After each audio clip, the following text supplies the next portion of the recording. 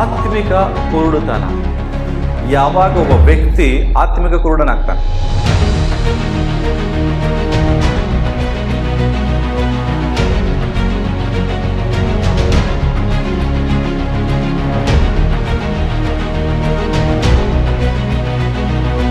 ಯಾವ ವ್ಯಕ್ತಿ ದೇವರ ವಾಕ್ಯವನ್ನು ತಿರಸ್ಕರಿಸ್ತಾನೋ, he is the spiritual blind.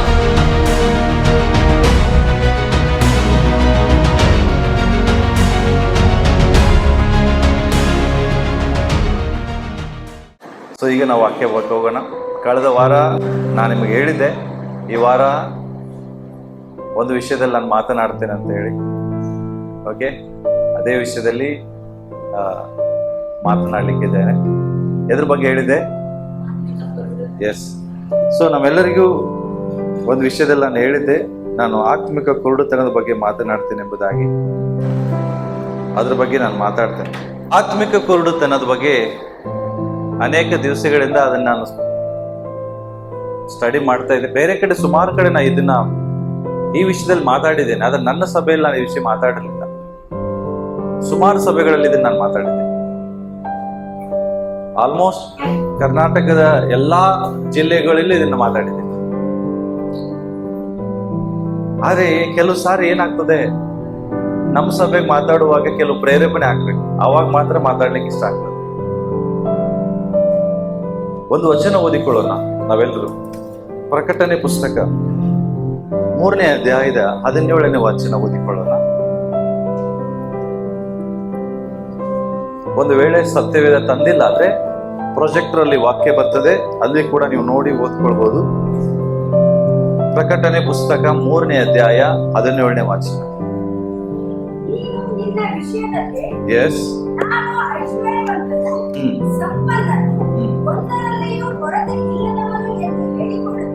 S.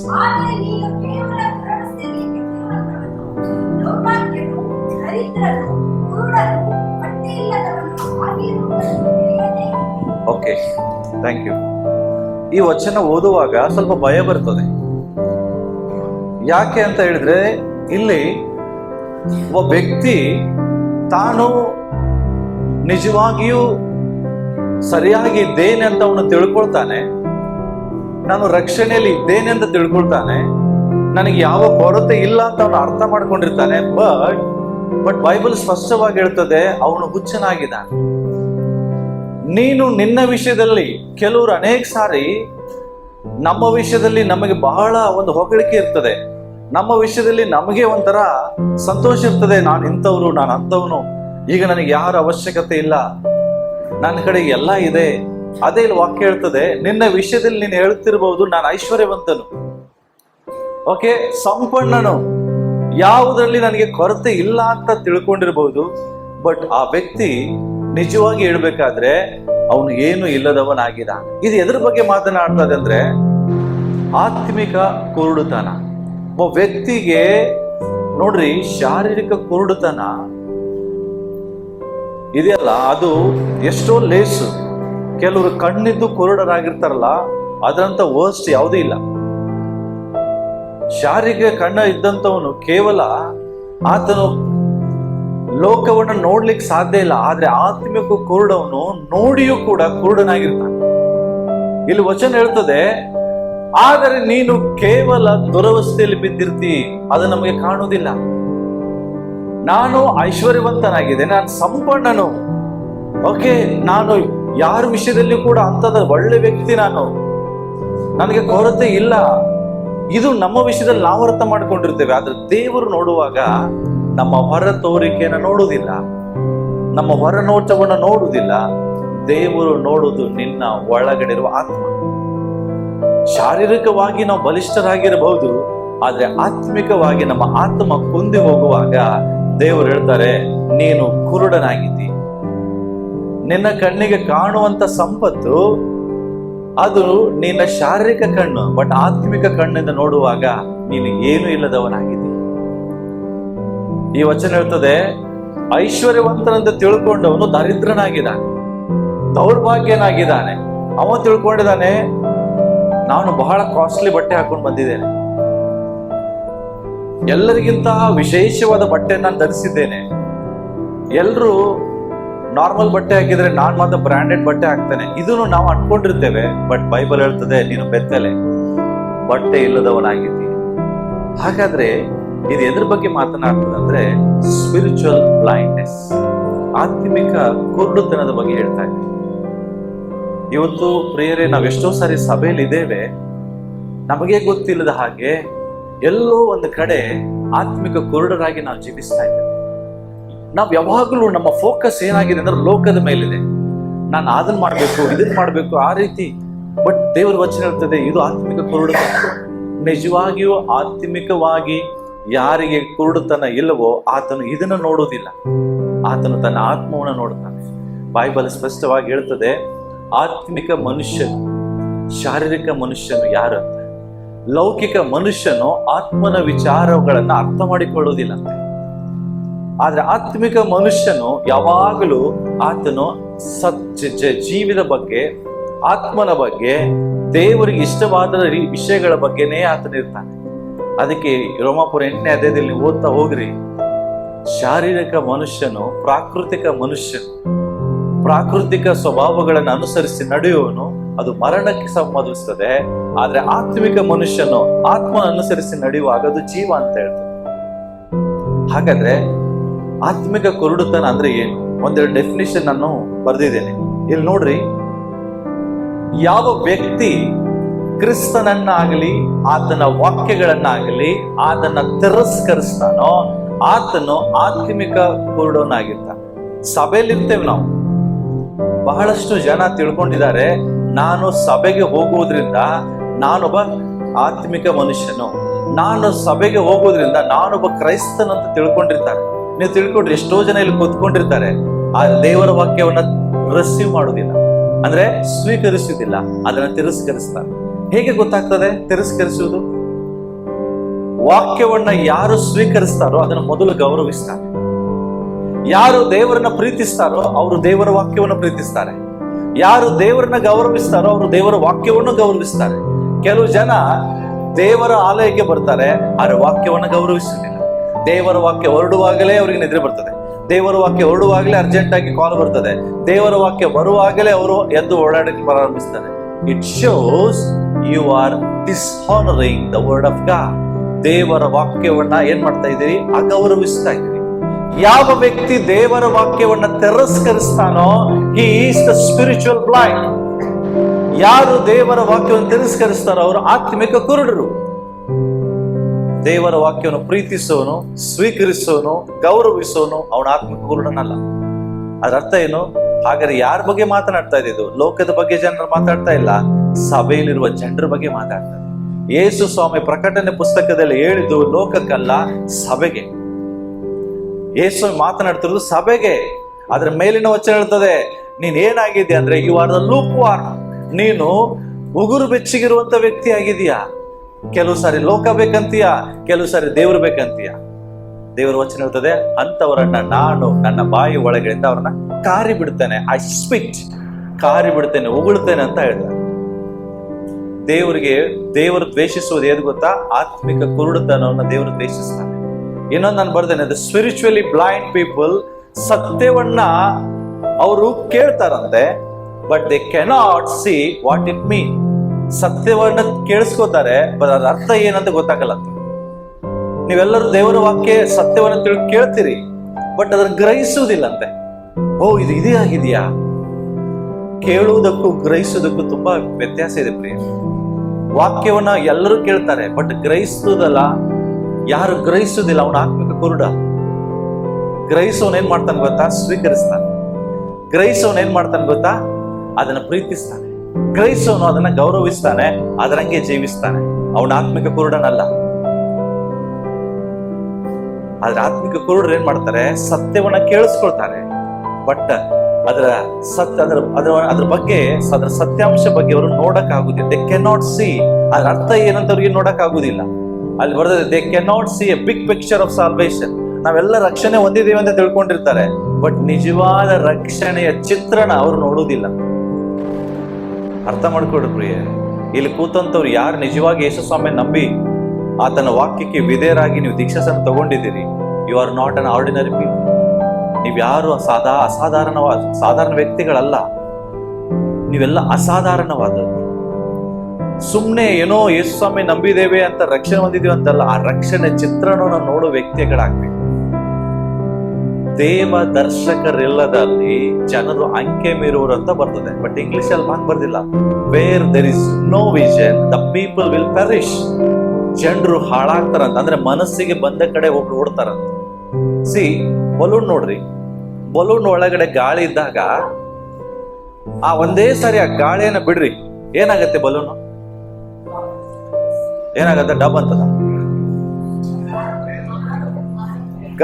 ಗಾಳಿ ಅಂದ್ರೆ ಹಿಂಗ್ ಬಿಟ್ರೆ ಅದು ಹಾರ್ತದೆ. ಎಲ್ಲಿ ಹಾರ್ತದೆ? ಒಂದೇ ದಿಕ್ಕಿನಲ್ಲಿ ಹಾರ್ತದ. ಹೆಂಗೆ? ಮನಸ್ಸು ಬಂದ ಕಡೆಗೆ ಹೋಗ್ತದೆ. ಸೇಮ್ ದೇವ ದರ್ಶನ ಯಾರಿಗೆ ಇಲ್ಲ, ಯಾರು ತಮ್ಮ ರಕ್ಷಣೆಯ ಚಿತ್ರಣವನ್ನ ನೋಡುವುದಿಲ್ಲ, ಅವನು ಹಿಂಗೆ ಇರ್ತಾನೆ, ಗಾಳಿ ಬಂದ ಕಡೆ ಓಡ್ತಾ ಇರ್ತಾನೆ. ಆತರ ಇರ್ಬೇಡ್ರಿ, ಆತರ ಇರ್ಬೇಡ್ರಿ. ಯಾವಾಗಲೂ ನೀವ್ ಹೆಂಗಿರ್ಬೇಕಂದ್ರೆ ಆತ್ಮಿಕದಲ್ಲಿ ಚುರುಕರಾಗಿರ್ಬೇಕು, ಆತ್ಮಿಕದಲ್ಲಿ ದೃಷ್ಟಿ ಉಳ್ಳವರಾಗಿರ್ಬೇಕು, ಕುರುಡರಾಗಿರ್ಬೇಡ್ರಿ. ಅರ್ಥ ಆಗ್ತದ ನಾನು ಹೇಳಿದ ನಿಮಗೆ? 2 ವಿಷಯಗಳು ನಾನು ಮಾತಾಡ್ತೇನೆ. ಆತ್ಮಿಕ ಕುರುಡುತನ ನಮ್ಗೆ ಏನ್ ಮಾಡ್ತದೆ ಅಂತ ಹೇಳಿದ್ರೆ, ಫಸ್ಟ್ ವಿಷಯ ನೋಡ್ರಿ, spiritual blindness steels hour understanding ಅಂತ. ಅಂದ್ರೆ ಏನ್ ಗೊತ್ತಾ? ಯಾವ ವ್ಯಕ್ತಿ ಸಭೆಯಲ್ಲಿದ್ರು ವಾಕ್ಯವನ್ನ ಕೇಳಿಸಿಕೊಂಡ್ರು ಅದನ್ನ ಗ್ರಹಿಸದೇ ಇರ್ತಾನೋ, ಅದನ್ನ ತಿರಸ್ಕರಿಸ್ತಾನೋ, ದೇವರ ವಾಕ್ಯವನ್ನ ಗಮನಿಸುವುದಿಲ್ವೋ, ಅದನ್ನ ಗೌರವಿಸುವುದಿಲ್ವೋ, ಅಂತ ವ್ಯಕ್ತಿಗೆ ಏನಾಗ್ತದಂದ್ರೆ ಅವನ ತಿಳುವಳಿಕೆಯನ್ನ ಆತ್ಮಿಕ ಕುರುಡುತನ ಕಳ್ಳತನ ಮಾಡ್ತದಂತ. ನೀನು ಆತ್ಮಿಕ ಕುರುಡನಾಗಿದ್ರೆ ನಿನಗೆ ತಿಳುವಳಿಕೆ ಬರುವುದಿಲ್ಲ. ಯಾಕೆಂದ್ರೆ ಅದು ನಿನ್ನ ತಿಳುವಳಿಕೆಯನ್ನ ಏನ್ ಮಾಡ್ತದೆ? ಕದ್ಕೊಳ್ತದೆ. ನಿನಗೆ ದೇವರ ಬಗ್ಗೆ, ದೇವರ ವಾಕ್ಯದ ಬಗ್ಗೆ, ನಿನ್ನ ರಕ್ಷಣೆ ಬಗ್ಗೆ, ನಿನ್ನ ಆತ್ಮಿಕತೆ ಬಗ್ಗೆ ನಿನಗೆ ತಿಳುವಳಿಕೆನೇ ಇರುವುದಿಲ್ಲ. ಸೈತಾನ್ ಈಸಿಯಾಗಿ ಬಂದು ನಿಮ್ಮನ್ನು ಮೋಸ ಮಾಡ್ಬೋದು. ಆದ್ರೆ ಯಾವ ವ್ಯಕ್ತಿ ಆತ್ಮಿಕದಲ್ಲಿ ತಿಳುವಳಿಕೆ ಉಳ್ಳವನಾಗಿದ್ದಾನೋ ಅವನು ಎಂದಿಗೂ ಫೇಲ್ ಆಗುವುದಿಲ್ಲ. ಬೇಗ ಸೈತಾನ ವಂಚನೆಗೆ ಬಿಡುವುದಿಲ್ಲ, ಬೇಗನೆ ಮೋಸಗೊಳ್ಳುವುದಿಲ್ಲ. ಯಾರು ಬೇಗ ಮೋಸಗೊಳ್ತಾರೆ? ಯಾವ ವ್ಯಕ್ತಿಗೆ ತಿಳುವಳಿಕೆ ಇರುವುದಿಲ್ಲ ಅವನು ಬೇಗನೆ ಮೋಸಗೊಳ್ತಾನೆ. ಯಾಕೆ ಅನ್ನೋದು ಆತ್ಮಿಕ ಕುರುಡುತನ. ಒಂದು ವಚನ ಓದಿಕೊಳ್ಳೋಣ ಎಲ್ಲರೂ. ಯೆಶಾಯ ಪ್ರವಾದನೆ ಗ್ರಂಥ 42ನೇ ಅಧ್ಯಾಯದ 18ನೇ ವಚನ. ಅದು ಪ್ರೊಜೆಕ್ಟರ್ ಅಲ್ಲಿ ಬರಲ್ಲ, ನೀವೇ ಓದ್ಬೇಕು. ಹಾ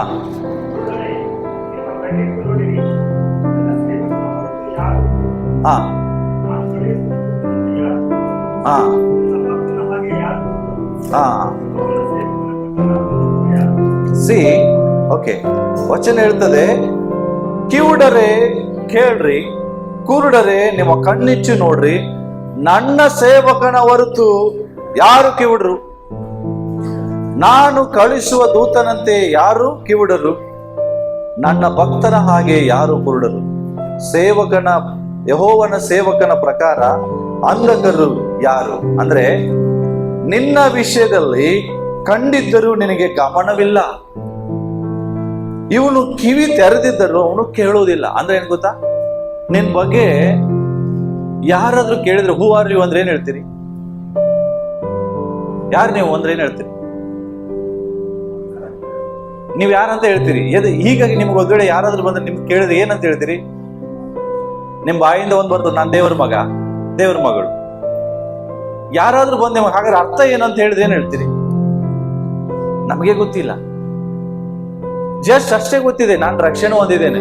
ಬಟ್ ನಿಜವಾಗಿ ರಕ್ಷಣೆ ಹೊಂದಿದಂತ ವ್ಯಕ್ತಿ ಯಾರಾಗಿದ್ದಾನೆ? ಅರ್ಥ ಏನು?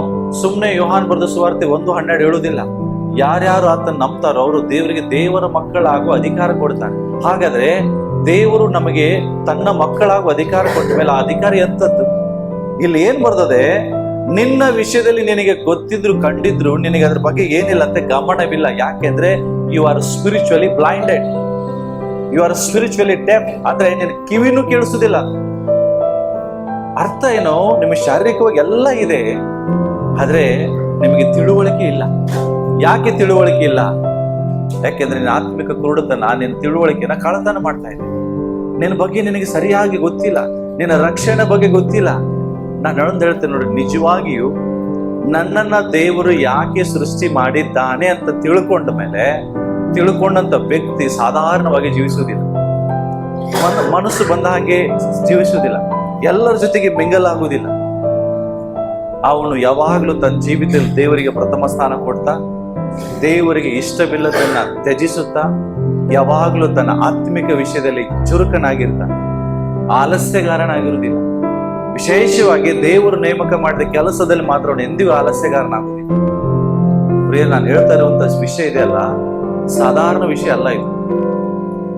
ನೀವು ಬಹಳ ಗಮನದಲ್ಲಿ ಇಟ್ಕೊಳ್ಬೇಕು. ಇನ್ನೊಂದು ವಚನ ಓದೋಣ, ಯೆರೆಮೀಯ ಪುಸ್ತಕದ್ದು 5:21 ಓದ್ರಿ. ನೋಡ್ರಿ, 21ನೇ ವಚನ ಹಿಂಗೆ ಹೇಳ್ತದೆ, ಕಣ್ಣಿದ್ದರೂ ಕಾಣದ, ಕಿವಿ ಇದ್ದರೂ ಕೇಳದ, ಬುದ್ಧಿ ಇಲ್ಲದ ಮೂಢ ಜನರೇ. ಹಾಗಾದ್ರೆ ಬುದ್ಧಿ ಇಲ್ಲದ ಮೂಢ ಜನರು ಯಾರು? ಬುದ್ಧಿ ಇಲ್ಲದ ಇರುವ ಮೂಢ ಜನರು ಯಾರು? ತಿಳುವಳಿಕೆ ಇಲ್ಲದವರು ಅಂದ್ರೆ ಯಾರವರು? ಬೈಬಲ್ ಹೇಳ್ತದೆ, ಕಣ್ಣಿದ್ದು ಕಾಣದವರು ಯಾರಾಗಿದ್ದಾರಂತೆ? ಕಣ್ಣಿದ್ದು ಕಾಣದವರು, ಕಿವಿದ್ದು ಕೇಳದವರು ಯಾರಾಗಿದ್ದಾರಂತೆ? ಬುದ್ಧಿ ಇಲ್ಲದ ಜನರಾಗಿದ್ದಾರೆ. ಬುದ್ಧಿನೇ ಇಲ್ಲ ಅಂದ್ರೆ ಅರ್ಥ ಏನು? ಲೋಕದ ಬಗ್ಗೆ ಹೇಳ್ತಾ ಇಲ್ಲ ನಾನು. ಲೋಕದ ಬಗ್ಗೆ ಬಹಳ ಬುದ್ಧಿ ಇದೆ ನಿಮಗೆ, ಲೋಕದ ಬಗ್ಗೆ ಬಹಳ ಜ್ಞಾನ ಇದೆ ನಿಮಗೆ, ಲೋಕದ ಬಗ್ಗೆ ಬಹಳಷ್ಟು ತಿಳುವಳಿಕೆ ಇದೆ ನಿಮಗೆ. ಲೌಕಿಕ ಜ್ಞಾನ ಜಾಸ್ತಿ ಇದೆ, ಬಟ್ ಆತ್ಮಿಕ ವಿಷಯದಲ್ಲಿ ನಮಗೆ ಜ್ಞಾನ ಇಲ್ಲ. ದೇವರ ವಚನ ಹೇಳ್ತದೆ, ಬುದ್ಧಿ ಇಲ್ಲದ ಮೂಢ ಜನರೇ, ಯೆಹೋವನ ಮಾತನ್ನ ಕೇಳ್ರಿ. ದೇವರ ಮಾತಕ್ಕೆ ಗಮನ ಇಟ್ಟು ಕೇಳ್ರಿ. ದೇವರ ವಾಕ್ಯ ಏನಾಗಿದೆ ಅಂತ ತಿಳ್ಕೊಳ್ರಿ. ಯಾಕೆ ಅಂದ್ರೆ ಆತ್ಮಿಕವಾಗಿ ಕುರುಡರಾದ್ರೆ ನಿಮ್ಮ ತಿಳುವಳಿಕೆಯನ್ನ ಏನ್ ಮಾಡ್ತದೆ? ಹಾಳು ಮಾಡ್ತದೆ. ದೇವರ ಬಗ್ಗೆ ಜ್ಞಾನ ಇಲ್ಲ. ಇವತ್ತಿಗೆ ಯಾಕೆ ಜನ ಹಾಳಾಗುವುದಂದ್ರೆ ಜ್ಞಾನ ಇಲ್ಲ, ತಿಳುವಳಿಕೆ ಇಲ್ಲ. ನಿಮಗೆ ಗೊತ್ತಾ, ದೇವರು ತನ್ನ ಮಕ್ಕಳನ್ನ ಅಜ್ಞಾನಿಗಳಾಗಿ ಸೃಷ್ಟಿ ಮಾಡ್ಲಿಕ್ಕೆ ಇಷ್ಟಪಡೋದಿಲ್ಲ, ಅವರು ಜ್ಞಾನಿಗಳಾಗಿದ್ದಾರೆ. ಸೊಲೊಮೋನ ಜ್ಞಾನಿ ಅಂತ ಹೇಳ್ತೇವೆ. ಆತನಿಗೆ ಕೇವಲ ಶಾರೀರಿಕ ಅಷ್ಟೇ ಜ್ಞಾನ ಇರಲಿಲ್ಲ, ಆತ್ಮಿಕ ವಿಷಯದ ತುಂಬಾ ಜ್ಞಾನ ಇದೆ. ಅದಕ್ಕೆ ಅವನು ಜ್ಞಾನೋಕ್ತಿಗಳನ್ನ ಬರೆದ. ಇವತ್ತು ಆ ಜ್ಞಾನೋಕ್ತಿಗಳನ್ನು ಓದಿ ಎಷ್ಟೋ ಜ್ಞಾನ ನಾವು ಪಡ್ಕೊಳ್ತೇವೆ. ಯಾಕೋಬನ ಪತ್ರಿಕೆಯಲ್ಲಿ ಎಷ್ಟು ಹೇಳ್ತದೆ, ಯಾರಿಗಾದ್ರೂ ಜ್ಞಾನವು ಕಡಿಮೆ ಆಗಿದ್ದರೆ ಅವನು ದೇವರನ್ನ ಕೇಳಿಕೊಳ್ಳಲಿ. ದೇವ್ರೇನ್ ಮಾಡ್ತಾರೆ? ರೊಕ್ಕ ಹಂಗಿಸದೆ ಕೊಡ್ತೀನಿ ಅಂತ ದೇವರು ಹೇಳಿಲ್ಲ. ಯಾರಿಗಾದ್ರೂ ಹಣ ಕಡಿಮೆ ಆಗಿದ್ದಾರೆ ಅವನು ದೇವರನ್ನ ಕೇಳಿಕೊಳ್ಳಲಿ, ಹಂಗಿಸದೆ ಕೊಡ್ತಾನಂತ ಹೇಳಿದ್ರ? ರೊಕ್ಕ ಕೊಡುದಿಲ್ಲ, ಹಂಗಿಸದೆ. ಏನ್ ಕೊಡ್ತಾರೆ? ಜ್ಞಾನ. ಯಾಕೆ? ದೇವ್ರಿಗೆ ಗೊತ್ತಿದೆ ಜ್ಞಾನ ಎಲ್ಲಕ್ಕಿಂತ ಶ್ರೇಷ್ಠವಾಗಿದೆ. ಜ್ಞಾನ ಬಹಳ ಇಂಪಾರ್ಟೆಂಟ್ ಆಗಿದೆ, ತಿಳುವಳಿಕೆ ಬಹಳ ಇಂಪಾರ್ಟೆಂಟ್ ಆಗಿದೆ. ಅದಕ್ಕೆ 9 ಇನ್ನೊಂದು ವರ ಇದೆ, ಅದೇ ಜ್ಞಾನ. The spirit of wisdom. Spirit of wisdom. ಯಾಕೆಂದ್ರೆ ಇವತ್ತು ಜನರಿಗೆ ತಿಳುವಳಿಕೆ ಕಡಿಮೆ, ಕಾರಣ ಆತ್ಮಿಕ ಕುರುಡು. ಜನರ ಬಗ್ಗೆ, ಲೋಕದ ಬಗ್ಗೆ ತಿಳುವಳಿಕೆ ಕೇಳ್ರಿ, ಪಟ ಪಟ ಪಟ ಹೇಳ್ತಾರೆ. ಹೆಂಗೆ ಹಣ ಮಾಡ್ಬೇಕಂತ ಕೇಳ್ರಿ, ಇವತ್ತು ಐಡಿಯಾ ಇಲ್ವಾ ಜನರಿಗೆ? ನಿಮಗಿಲ್ವಾ ಐಡಿಯಾ? ಹಣ ಮಾಡೋದು ಬಹಳ ಸುಲಭ ಅಲ್ಲ. ಯಾಕೆ? ಅದು ಲೋಕದ ಜ್ಞಾನ ಬಹಳ ಇದೆ. ಆದ್ರೆ ಪರಲೋಕಕ್ಕೆ ಹೆಂಗೆ ಹೋಗ್ಬೇಕು, ಹೇಗೆ ನನ್ನ ಕುಟುಂಬವನ್ನ ನಾನು ಪರಲೋಕಕ್ಕೆ ಕರ್ಕೊಂಡು ಹೋಗ್ಬೇಕು, ಅದ್ರ ಜ್ಞಾನ ಕಡಿಮೆ, ತಿಳುವಳಿಕೆ ಕಡಿಮೆ. ಯಾಕೆ? ಆತ್ಮಿಕ ಕುರುಡುತನ. ಈ ಆತ್ಮಿಕ ಕುರುಡುತನಕ್ಕೆ ಕಾರಣ ಏನ್ ಗೊತ್ತಾ? ಬಹಳಷ್ಟು ಕಾರಣಗಳಿದೆ. ಸೈತಾನನ ಒಬ್ಬ ಕಾರಣನೇ, ಆದ್ರೆ ಮುಖ್ಯವಾದ ಕಾರಣ ಏನ್ ಹೇಳ್ರಿ? ಸಭೆಯಲ್ಲಿರುವ ಜನರು ಅವರು ಬಹಳಷ್ಟು ದೇವರ ವಾಕ್ಯವನ್ನ ತಿಳ್ಕೊಂಡ್ರು, ದೇವರ ಬಗ್ಗೆದ ಜ್ಞಾನ ಇದ್ರೂ ಆತ್ಮಿಕ ಕುರುಡರಾಗ್ತಾರಂತ. ಯಾವಾಗ ಆಗ್ತಾರೆ ಗೊತ್ತಾ ನಿಮ್ಗೆ? ಯಾವಾಗ ಒಬ್ಬ ವ್ಯಕ್ತಿ ಆತ್ಮಿಕ ಕುರುಡನಾಗ್ತಾನೆ. ಬಹಳ ಇಂಪಾರ್ಟೆಂಟ್. ನಮ್ಗೆ ಎಲ್ಲ ವಿಷಯಗಳು ಸುಮಾರು ಗೊತ್ತಿದೆ, ಆದ್ರೆ ಒಂದು ಹೇಳ್ತೇನೆ ನೋಡ್ರಿ, ದೇವರ ವಾಕ್ಯದ ಆಧಾರವಾಗಿ ಹೇಳುವಂಥದ್ದು ಏನಂದ್ರೆ, ಯಾವ ವ್ಯಕ್ತಿಗೆ ಗರ್ವ ಬರ್ತದಲ್ಲ ಅವನೇ ನಿಜವಾಗಿ ಆತ್ಮಿಕ ಕುರುಡ. ಅವನಿಗೆಲ್ಲ ಇದೆ, ಅವನಿಗೆ ದೇವರ ವಾಕ್ಯ ಜ್ಞಾನ ಪಟ ಪಟ ಕೇಳಿ ಹೇಳ್ತಾರೆ. ಜಾಕಿರ್ ನಾಯಕ್ ಎಷ್ಟು ಜನರಿಗೆ ಗೊತ್ತು? ಜಾಕಿರ್ ನಾಯಕ್ ಗೊತ್ತಿಲ್ಲಲ್ಲ? ಸೊ ಇವನು ಒಬ್ಬ ಮುಸ್ಲಿಂ ಧರ್ಮದ ನಾಯಕ. ಇವನನ್ನ ಇಟ್ಟಿದ್ದೇ ಪ್ರತಿಪಾದನೆ ಮಾಡುವುದಕ್ಕಾಗಿ, ಅವನಿಗೆ ಸ್ಯಾಲ್ರಿ ಬರೋದೇ ಪ್ರತಿಪಾದಿಸುವುದಕ್ಕಾಗಿ. ಏನು? ಯಾರು ಏನೇ ಹೇಳಿದ್ರು ಪುರಾಣ ಸತ್ಯ ಅನ್ನುವಂತ ವಿಷಯವನ್ನ ಪ್ರತಿಪಾದಿಸಬೇಕು. ಅವನಿಗೆ ನಮ್ಮೆಲ್ಲರಿಗಿಂತ ಹೆಚ್ಚು ಜ್ಞಾನ ಇದೆ ಬೈಬಲ್. ಗೊತ್ತಾ ನಿಮ್ಗೆ? ನೀವು ಈ ಬೈಬಲ್ ವಾಕ್ಯ ಹೇಳುವಾಗ್ಲೇ ಆತರ ಹೇಳ್ಬಿಡ್ತಾನ. ಆದರೆ ಹೇಳುವುದರೊಳಗೆ ವಾಕ್ಯವನ್ನು ಬಾಯಿಟ್ಟು ಹೇಳ್ತಾನೆ. ದೇವರ ವಾಕ್ಯದ ಜ್ಞಾನ ಇದೆ, ಬಟ್ ಈಸ್ ಸ್ಪಿರಿಚುವಲಿ ಬ್ಲೈಂಡ್. ಆತ್ಮಿಕ ಕುರುಡ. ಯಾಕೆ ಹೇಳ್ರಿ? ಸತ್ಯವನ್ನ ಗ್ರಹಿಸುವುದಿಲ್ಲ. ಸತ್ಯ ಜ್ಞಾನ ಇದೆ, ಗ್ರಹಿಕೆ ಇಲ್ಲ. ಕಾರಣ ಆತ್ಮಿಕ ಕುರುಡ. ಅವನು ಒಳಗಡೆ ಇರುವಂತ ಜಂಬ ಏನ್ ಗೊತ್ತಾ? ನನಗೆಲ್ಲ ಗೊತ್ತಿದೆ. I know everything. ಏನಂತೆ? I know everything. ಅದಕ್ಕೆ ಹೇಳ್ತದೆ, ಪ್ರೈಡ್ ಕಾಸಸ್ ಸ್ಪಿರಿಚುವಲ್ ಬ್ಲೈಂಡ್ನೆಸ್. ಗರ್ವ ಒಬ್ಬ ವ್ಯಕ್ತಿಯನ್ನ ಆತ್ಮಿಕ ಕುರುಡನಾಗಿ ಮಾಡ್ತದೆ.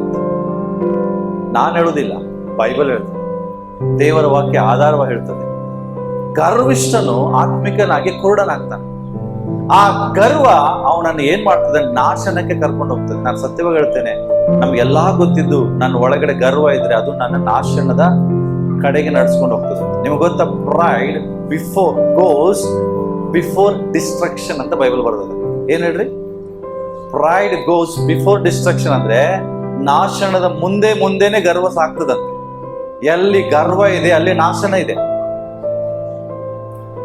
ಯಾಕೆ? ಆತ್ಮಿಕವಾಗಿ ಎಲ್ಲ ಜ್ಞಾನ ಇದ್ದುಕೊಂಡು ನನ್ನ ಗರ್ವಿಷ್ಠನಾದ್ರೆ ನನ್ನಂತ ಮೂರ್ಖ ಯಾರೂ ಇಲ್ಲ. ಬೈಬಲ್ ಹೇಳ್ತಾರೆ. ಒಂದು ವಚನ ಹೋದ್ರೆ ರೋಮಾಪುರ ಪತ್ರಿಕೆ 28ನೇ ಅಧ್ಯಾಯ,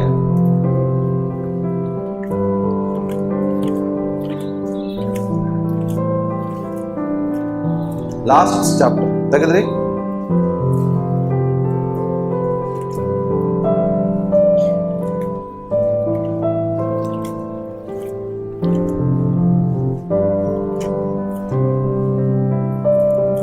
ಅಪೊಸ್ತಲ ಕೃತ್ಯ, ಅದು ಸಾರಿ, ಟೈಪಿಂಗ್ ಮಿಸ್ಟೇಕ್. ಇದು ಆಕ್ಟ್ಸ್ ಇದೆ, ರೋಮಲ್ಲ. ಆಕ್ಟ್ಸ್ 28 ವರ್ಸ್ 26 ಏನ್ ಹೇಳ್ತದೆ? ನೀನು ಈ ಜನರ ಬಳಿಗೆ ಹೋಗಿ ಅವರಿಗೆ, ನೀವು ಕಿವಿಯಿತ್ತು ಕೇಳಿದರೂ ತಿಳ್ಕೊಳ್ಳುವುದಿಲ್ಲ, ಕಣ್ಣಿದ್ದರೂ ನೋಡಿದರೂ ಕಾಣುವುದೇ ಇಲ್ಲ ಎಂಬುದಾಗಿ ಹೇಳು. ಯಾಕೆ? ಹಲೋ, ಯಾಕೆ ಈ ಜನರು ಕಣ್ಣಿದ್ದು ಕಾಣುವುದಿಲ್ಲ ಹೇಳ್ರಿ? Why these people can't see even though they have their eyes. ಕಣ್ಣಿದೆ ಬಟ್ ನೋಡಕ್ ಆಗಲ್ಲ. ಕಾರಣ ಏನಂದ್ರೆ ಇವರ ಹೃದಯ ಎದರಿಂದ ತುಂಬಿದೆ? ಕೊಬ್ಬು ಎಲ್ಲಿರ್ತದೆ? ಹೃದಯದಲ್ಲಿ ಕೊಬ್ಬು ಇರ್ತದ? ಚಿಕನ್ ಒಳಗಡೆ ಹೃದಯ ಇರ್ತದ, ತಿಂದಿರ? ಹಾರ್ಟ್, ಕಲೇಜ, ಹೃದಯ ನೋಡ್ರಿ, ಅದ್ರ ಕೊಬ್ಬು ಕಡೆ ಕೊಬ್ಬು ಅಲ್ಲ. ಅಂದ್ರೆ ಏನು? ಹೃದಯದ ಒಳಗೆ ಕೊಬ್ಬು ಬರುದು ಯಾವಾಗ? ಹೊಟ್ಟೆಯಲ್ಲಿ ಕೊಬ್ಬು ಬರುದು ನೋಡಿವಿ, ಲಿವರ್ ಮೇಲೆ ಕೊಬ್ಬು ಬೆಳೆದು ನೋಡಿದೀವಿ. ಹೃದಯದ ಒಳಗೆ ಕೊಬ್ಬು ಯಾವಾಗ ಬೆಳೀತದೆ? ನೀನು ಚಿಕನ್, ಮಟನ್, ಎಣ್ಣೆ, ಕರ್ದಿದ ಪದಾರ್ಥ ತಿಂದ್ರೆ ಲಿವರ್ ಒಳಗಡೆ, ನಿನ್ನ ಹೊಟ್ಟೆ ಒಳಗಡೆ ಕೊಬ್ಬು ಬೆಳೀತದೆ. ನಿನಗೆ ಗರ್ವ ಹೆಚ್ಚಾದ್ರೆ ಹೃದಯದ ಒಳಗೆ ಕೊಬ್ಬು ಬೆಳೀತದೆ. ಏನ್ರಿ? ಇವರ ಹೃದಯ ಕೊಬ್ಬಿದೆ. ಇವ್ರ ಒಳಗಡೆ ಗರ್ವ ಅನ್ನೋದು ಬಂದಿದೆ. ಆತ್ಮಿಕ ಗರ್ವ, ಸ್ಪಿರಿಚುವಲ್ ಪ್ರೈಡ್ನೆಸ್. ಹಲೋ, ನನಗೆಲ್ಲ ಗೊತ್ತಿದೆ ಬಿಡಮ್ಮ, ನೀ ಎಷ್ಟು ಹೇಳ್ತೀನಿ? I know everything. ದೇವರು ಹಂಗೆ ಹೇಳ್ತಾರೆ. ಹಾಗಾದ್ರೆ ಮಗನೇ, ನಿನ್ನ ನಾಶನು ಬಹಳ ಸಮೀಪ. ಯಾರು ಎಲ್ಲ ಗೊತ್ತಿದೆ ಅಂತಾರೋ, ಎಲ್ಲ ತಿಳ್ಕೊಂಡ ಹಾಗೆ ಆಕ್ಟ್ ಮಾಡ್ತಾರೋ. ದಾವೀದನು ಅಂತ ಭಯಾನಕ ಪಾಪ ಮಾಡಿದಾಗಲೂ ದೇವರು ಅವನಿಗೆ ಏನು ಮಾಡ್ಲಿಲ್ಲ. ಯಾವಾಗ ಅವನು ಒಳಗಡೆ ಪ್ರೈಡ್ನೆಸ್ ಬಂತು, ಇನ್ನೊಬ್ಬರ ಸಲಹೆಯನ್ನ ಕೇಳದೆ ಅವನೇ ಶ್ರೇಷ್ಠನೆಂದು ತಿಳ್ಕೊಂಡು ಯಾವಾಗ ಹೋದ, ಅಲ್ಲಿ ನಾಶನ ಬಂತು. ಎಷ್ಟೋ ಸಾವಿರ ಜನರು ಅವನ ಸೈನಿಕರು ಸತ್ತೋದ್ರು ಯುದ್ಧದಲ್ಲಿ. ಗರ್ವ ನಾಶನಕ್ಕೆ ಕಾರಣ. ಜ್ಞಾನೋಕ್ತಿ ಪುಸ್ತಕ ತೆಗೆದು ಬಹಳ ಬ್ಯೂಟಿಫುಲ್ ಆದ ಕೆಲವು ವಚನ ಇದೆ. 16ನೇ ಅಧ್ಯಾಯ 18ನೇ ವಚನ ಓದಿ, ಬಹಳ ಚೆನ್ನಾಗಿದೆ. ಎಲ್ಲರೂ ಓದಿ. ಜ್ಞಾನೋಕ್ತಿ ಪುಸ್ತಕ 16, 18 ಕೇಳಿಸ್ತದಲ್ಲ ಎಲ್ಲರಿಗೆ? ಎಸ್, ಓದ್ರಿ. ಹಲೋ, ಭಂಗ ಎದರಿಂದ ಬರ್ತದೆ? ಭಂಗ ಅಂದ್ರೆ ಇಂಗ್ಲಿಷ್ ಹೇಳ್ತಾರೆ ಡಿಸ್ಟ್ರಕ್ಷನ್. ಎದರಿಂದ ಬರ್ತದೆ? ಹಲೋ, ನಾನೊಂದು ಹೇಳ್ತೇನೆ, ದೇವರು ಗರ್ವಿಷ್ಠರನ್ನ ಎದುರಿಸುತ್ತಾನೆ, ದೀನರಿಗಾದರೂ ತನ್ನ ಕೃಪೆಯನ್ನು ಕೊಟ್ಟ. God resist pride but he give grace to humble. ಬಹಳ ದೀನತೆ ಉಳ್ಳಂತ ವ್ಯಕ್ತಿಗೆ ದೇವರು ಬಹಳಷ್ಟು ಕೃಪೆ ಕೊಡ್ತಾರೆ. ಬಟ್ ಗರ್ವಿಷ್ಠರನ್ನ ದೇವರು ಪ್ರೀತಿಸುವುದಿಲ್ಲ. ಯಾವ ವ್ಯಕ್ತಿ ಬಹಳಷ್ಟು ಗರ್ವದಿಂದ ಇರ್ತಾನೋ ಅವನ ಆತ್ಮಿಕ ಕುರುಡನಾಗಿರ್ತಾನೆ. ಪ್ರಿಯರೇ, ಒಂದು ಹೇಳ್ತೀನಿ, ಈ ಸ್ಪಿರಿಟ್ ಬಹಳ ಇದೆ ನಮ್ಮಲ್ಲಿ, ತೆಗೆದಾಕ್ರಿ. ಗರ್ವದ ಸ್ಪಿರಿಟ್ ಇದೆಯಲ್ಲ, ಬಹಳ ಇದೆ, ಕೆಳಗೆ ಬರುವುದಿಲ್ಲ. ಸಾರಿ ಅಂಕಿರ್ ಕೇಳೋದೇ ಅಲ್ಲ ಲೈಫಲ್ಲಿ. ಸಿ, ಕ್ಷಮಾಪಣೆ, ನಾನು ಹೇಳ್ತೀನಿ, ನಿಮ್ಮ ಒಂದು ಕ್ಷಮಾಪಣೆ ಕೇಳೋದ್ರಿಂದ ನಿಮ್ಮ ಸಂಬಂಧಗಳು ಸರಿ ಹೋಗ್ತದಂದ್ರೆ ಕ್ಷಮಾಪಣೆ ಕೇಳಕ್ಕೆ ಹೋಗಿದೆ ನಿಮ್ಗೆ. ಕರೆಕ್ಟ್ ಅಲ್ಲ? ನಿಮ್ಮ ಸಂಬಂಧಗಳು ಒಂದು ಕ್ಷಮಾಪಣೆ ಕೇಳೋದ್ರಿಂದ ಸರಿ ಹೋಗ್ತದಂದ್ರೆ ಕೇಳ್ಬಿಡ್ರಿ. ನೀನು ಸಾರಿ ಕೇಳೋದ್ರಿಂದ ಅರ್ಥ ನೀನ್ ತಪ್ಪಿದಷ್ಟನಲ್ಲ. Asking sorry doesn't mean you made a mistake, but because you are valuing more relations. ನೀವು ಸಂಬಂಧಗಳಿಗೆ ಜಾಸ್ತಿ ಮಹತ್ವ ಕೊಡೋದ್ರಿಂದ ನೀವು ಕ್ಷಮಾಪಣೆ ಕೇಳಿ. It shows your humbleness because you are valuing more your relationship. ನಿಮ್ಮ ಸಂಬಂಧಕ್ಕೆ ಜಾಸ್ತಿ ನೀವು ಮಹತ್ವ ಕೊಡುವುದರಿಂದ ತಗ್ಗಿಸ್ಕೊಳ್ತೀರಿ. ಕೆಲವ್ರನ್ನ ದೇವರೇ ಬಂದ್ರು ಕ್ಷಮಾಪಣೆ ಕೇಳೋದಿಲ್ಲ ಅಂತ, ಇನ್ನೊಂದ್ಸರಿ ಸತ್ರು ಕ್ಷಮಾಪಣೆ ಕೇಳೋದು. ನೀವು ಸತ್ತ ಮೇಲೆ ಎಲ್ಲಿ ಕೇಳಕಂತ? ನರಕದಲ್ಲಿ ಇರ್ತೀರಿ, ಅಲ್ಲೇ ಕ್ಷಮಾಪಣೆ ಕೇಳ್ತೀರಿ. ಸತ್ತ ಮೇಲೆ ಕೇಳಿದ್ರೆ ಯೂಸ್ ಆಗುದಿಲ್ಲ. ನಾಶನ ಎದರಿಂದ ಬರ್ತದೆ? ಹಲೋ ಹಲೋ, ಜೋರಾಗಿ ಹೇಳ್ರಿ. ಗರ್ವದಿಂದ ಭಂಗ, ಡಿಸ್ಟ್ರಕ್ಷನ್. ಸೊ ದಯಮಾಡಿ ಹೇಳ್ತೇನೆ, ಆತ್ಮಿಕವಾಗಿ ಭಯಂಕರ ಪ್ರಾಯಿಡ್ನೆಸ್ ಇಟ್ಕೋಬೇಡಿ. ಎಷ್ಟು ಸಾಧ್ಯನೋ ಅಷ್ಟು ಕೆಳಗಡೆ ಬನ್ನಿ, ಇದ್ರ ಬಗ್ಗೆ ಬಹಳ ಹೇಳಿದ್ದೇನೆ. ಕಮ್ ಡೌನ್ ಬಗ್ಗೆ ಹೇಳಿದ್ದೆ, ಗೊತ್ತಾ ನಿಮ್ಗೆ? ಕೆಳಗಡೆ ಬರ್ರಿ. ಎಷ್ಟು ಕೆಳಗಡೆ ಬರ್ತೀಯ ಅಷ್ಟೇ ನಿಂಗೆ ಗೊತ್ತಿಲ್ಲಂಗೆ ಮೇಲೆ ಹೋಗ್ತಿರ್ತೀಯ. ಕೆಳಗೆ ಬರಕ್ಕೆ ಮನಸ್ಸಿಲ್ಲ, ದೇವರು ಬೇಗನೆ ಮೇಲೆ ಕರ್ಕೋತಾನೆ. ಅರ್ಥ ಆಗ್ತದೆ? ಶಾರೀರಿಕವಾಗಿ ನೀವು ಬೇಗನೆ ಮೇಲೆ ಹೋಗ್ಬೇಕಾದ್ರೆ ಹಂಗ್ ಮಾಡ್ತೀವಿ, ಆದ್ರೆ ಎಲ್ಲಾ ವಿಷಯದಲ್ಲಿ ನಾನು ಅಭಿವೃದ್ಧಿ ಹೊಂದಬೇಕಾದ್ರೆ ಕೆಳಗಡೆ ಬನ್ನಿ. ಅರ್ಥ ಆಗ್ತದೆ? ಓಕೆ, ಇನ್ನೊಂದು ವಚನ ಓದೋಣ. 18ನೇ ಅಧ್ಯಾಯ 12ನೇ ವಚನ. ಅದರಲ್ಲಿ ಜ್ಞಾನೋಕ್ತಿ 18:12.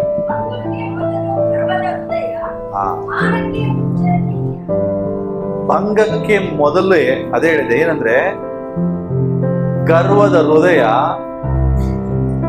ಪ್ರೈಡ್ನೆಸ್ ಗೋಸ್ ಬಿಫೋರ್ ಡಿಸ್ಟ್ರಕ್ಷನ್ ಅಂತ ಇಂಗ್ಲಿಷ್ ಬೈಬಲ್ ಇದೆ ಹೇಳ್ತದೆ.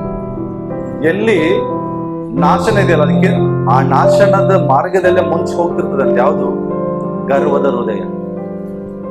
ಅಂದ್ರೆ ನಿಮಗೆ ಗೊತ್ತಾಗಲ್ಲ, ನೀವು ಅನ್ಕೊಂಡಿದ್ರಿ ಐ ಆಮ್ ಆಲ್ ರೈಟ್, ನಾನು ಸರಿಯಾಗಿದ್ದೇನೆ, ಬಟ್ ನಿನಗೆ ಗೊತ್ತಿಲ್ಲ ನಿನ್ನ ನಾಶನ ಹತ್ರ ಬರ್ತಿರ್ತದೆ. ಅದಕ್ಕೋಸ್ಕರ ಹೇಳ್ತೇನೆ, ಯಾರೇ ಏನೇ ಆಗ್ಲಿ ತಗ್ಗಿಸ್ಕೊಡ್ರಿ,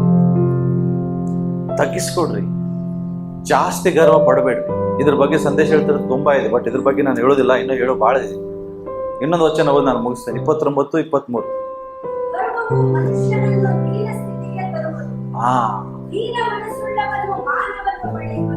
ಗರ್ವ ಏನ್ ಮಾಡ್ತಂತ ಒಬ್ಬ ಮನುಷ್ಯನನ್ನ? ದೀನ ಅಂದ್ರೆ ಏನ್ ಗೊತ್ತಾ? ಕೆಳಮಟ್ಟದ ಲೈಫ್. ನಿನ್ನನ್ನ ಮೇಲೆ ಕರ್ಕೊಂಡು ಹೋಗಲ್ಲ ಅದು. ನಿನ್ನ ಜೀವಿತ ಇನ್ನೂ ಕಡೆಗಾಣಿಸ್ತಲ್ಪಡ್ತದೆ, ಇನ್ನೂ ಹಾಳಾಗೆ ಹೋಗ್ತದೆ, ಇನ್ನೂ ದರಿದ್ರತನದಲ್ಲೇ ಜೀವಿಸ್ತಿರ್ತಿ. ಕಾರಣ ಗರ್ವ ಒಬ್ಬ ಮನುಷ್ಯನನ್ನ ಎಲ್ಲಿ ಕರ್ಕೊಂಡು ಹೋಗ್ತದಂತೆ? Very bottom life. ಬಾಟಮ್ ಅಂದ್ರೆ ದೀನ ಸ್ಥಿತಿಗೆ.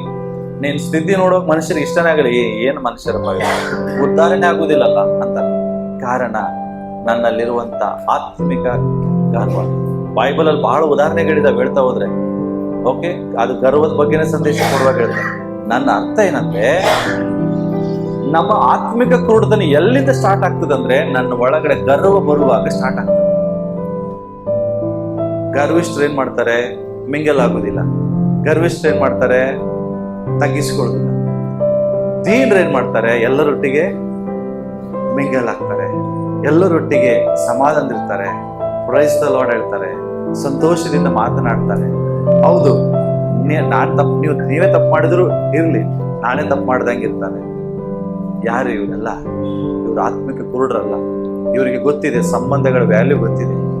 ಸೊ ಅದಕ್ಕೆ ಹೇಳ್ತೇನೆ, ಬೈಬಲ್ ಸ್ಪಷ್ಟ ಹೇಳ್ತದೆ, ಸಾಧ್ಯವಾದಷ್ಟು ಎಲ್ಲರ ಸಂಗಡ ಏನಿರ್ಬೇಕಂತೆ?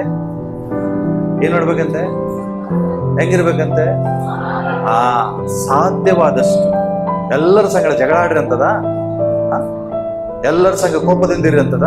ಇಲ್ಲ, ಸಮಾಧಾನ ಎಷ್ಟು ಸಾಧ್ಯವೋ ಅಷ್ಟು ಅವರೊಟ್ಟಿಗೆ ಪೀಸ್ಫುಲ್ ಆಗಿ ರಿಲೇಶನ್ಶಿಪ್ ಅನ್ನ ಮೇಂಟೈನ್ ಮಾಡಿ. ಯಾಕೆ ಅಂದ್ರೆ ಆತ್ಮಿಕ ಕುರುಡುತನ ಬರುತ್ತೆ.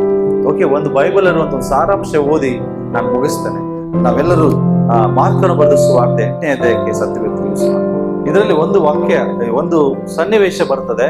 ಒಬ್ಬ ವ್ಯಕ್ತಿ ಕುರುಡನಾದಾಗ ಯೇಸು ಸ್ವಾಮಿ ಆ ಕುರುಡನನ್ನ ಗುಣಪಡಿಸ್ತಾನೆ. ಈ ವಿಷಯದಲ್ಲಿ ಕೆಲವು ವಿಷಯಗಳನ್ನ ನಾನು ಮಾತನಾಡ್ಲಿಕ್ಕೆ ಇಷ್ಟಪಡ್ತೇನೆ, ಆತ್ಮಿಕ ಕುರುಡುತನದ ಬಗ್ಗೆ. ಓಕೆ, ಸೊ ಈ ವಾಕ್ಯ ಓದಕ್ಕಿಂತ ಮುಂಚೆ ಪಕ್ಕದವ್ರು ಕೇಳ್ರಿ, ಸರಿಯಾಗಿ ಕಾಣಿಸ್ತದ ಎಲ್ಲ ಅಂತ. ಇಂಗ್ಲಿಷ್ ಅಲ್ಲಿ ಕೇಳ್ರಿ, ಕ್ಯಾನ್ ಯು ಸಿ ಕ್ಲಿಯರ್ಲಿ? ಏನಂದ್ರು? ಸರಿಯಾಗಿ ಕಾಣಿಸ್ತದಂತ? ಏನ್ ನೀವು ಹಾಕಿದ ಬಟ್ಟೆ ಅಲ್ಲ, ಅವರ ಒಳಗಿನ ಲೈಫ್ ಅವ್ರಿಗೆ ಸರಿಯಾಗಿ ಕಾಣಿಸ್ಬೇಕು. ಓಕೆ, ಎಸ್, ಓದಿಕೊಳ್ಳೋಣ. ಪ್ರೊಜೆಕ್ಟರ್ ಮೇಲೆ ಬರ್ತದೆ ಈ ವಾಕ್ಯ, ಓದಿ.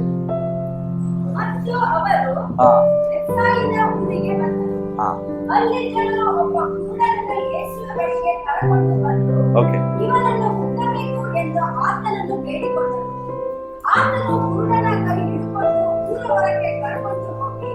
ಅವನ ಕಣ್ಣುಗಳಲ್ಲಿ ಹೊಡೆ ಅವನ ಮೇಲೆ ಕೈ ಇಟ್ಟು ನಿನಗೇನಾದರೂ ಕಾಣುತ್ತದೋ ಎಂದು ಅವನನ್ನು ಕೇಳಿದನು. ಅವನು ತಲೆ ಎತ್ತಿ ನೋಡಿ, ನನಗೆ ಜನರು ಕಾಣುತ್ತಾರೆ, ಅವರು ಮರಗಳಂತೆ ಕಾಣಿಸಿದರು, ತಿರುಗುಡುತ್ತಾ ಇದ್ದಾರೆ ಅಂದನು. ಆಗ ಆತನು ಅವನ ಕಣ್ಣುಗಳ ಮೇಲೆ ತಿರುಗಿ ಕೈ ಇಟ್ಟನು. ಅವನು ಕಣ್ಣು ಬಿಟ್ಟು ನೋಡಲು ಅವನಿಗೆ ಗುಣವಾಯಿತು, ಎಲ್ಲವೂ ಸ್ಪಷ್ಟವಾಗಿ ಕಾಣಿಸಿತು.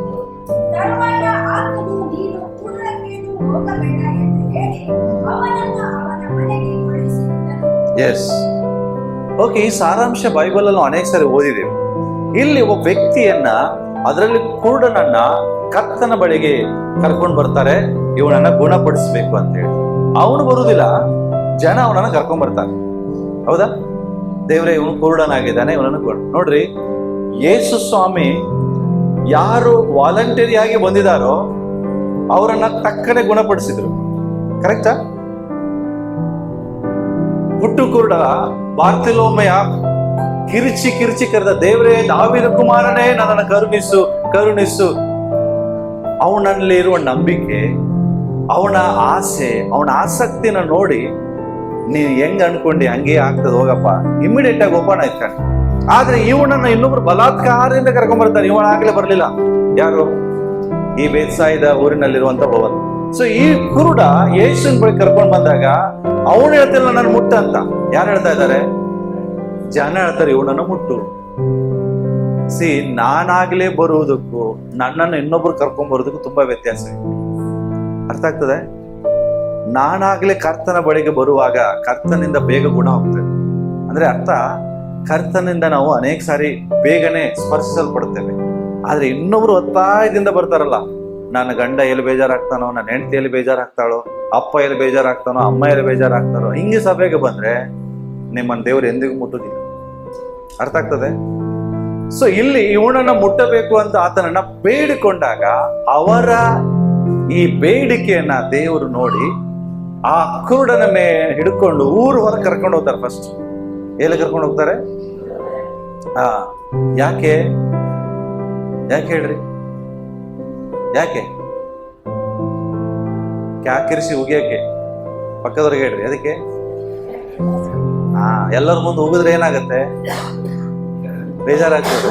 ಅದಕ್ಕೆ ಊರ್ವರೆಗೆ ಕರ್ಕೊಂಡು ಹೋಗ್ತಾರೆ, ಪೂ ಅಂತ ಹೋಗಕ್ಕೆ. ಕೆಲವು ಸಾರಿ ದೇವ್ರು ನಮ್ಮನ್ನ ಹಂಗೆ ಮಾಡ್ಬೇಕು. ನಮಗ ದೇವ್ರು ಉಗಿ ಮಠ ನಮಗ್ ಮನಸ್ಸು ಇದಾಗುದಿಲ್ಲ, ಸರಿ ಆಗುದಿಲ್ಲ.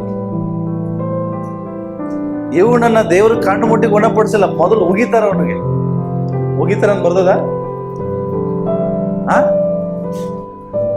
ಕಣ್ಣನ್ನು ಮುಟ್ಟಿ ಗುಣ ಆಗಂದ್ರ ಇಲ್ಲ, ಮೊದಲು ಉಗಿತಾರೆ.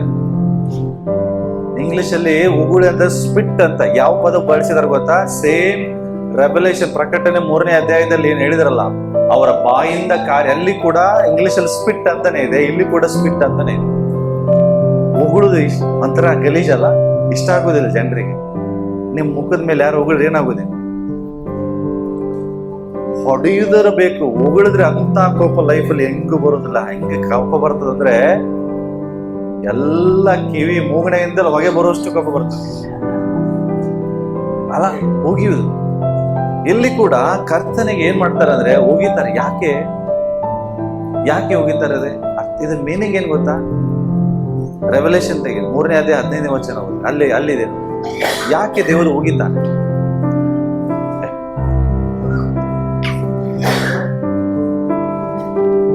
ಓದ್ತೀರಿ? 3ನೇ ಅಧ್ಯಾಯ ತೆಗಿರಿ, 15ನೇ ವಚನ ಓದ್ರಿ.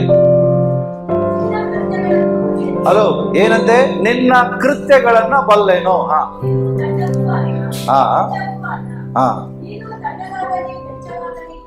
ಹಾ ಎಸ್ ಹಾ ಹಾ ಸೇಮ್ ಕಾರುದಂದ್ರೆ ಇಂಗ್ಲಿಷ್ ಯಾರಿದ್ರೆ ಹೋದ್ರಿ ಅಲ್ಲಿ I will speak you from my mouth. ನನ್ನ ಬಾಯಿಂದ ನಿನಗೆ ಉಗುಳುತ್ತೇನೆ. ಅರ್ಥ ಏನ್ ಗೊತ್ತಾ? ಹಾಗಾದ್ರೆ ದೇವರು ಯಾವಾಗ ನಮಗೆ ಉಗಿತಾರೆ?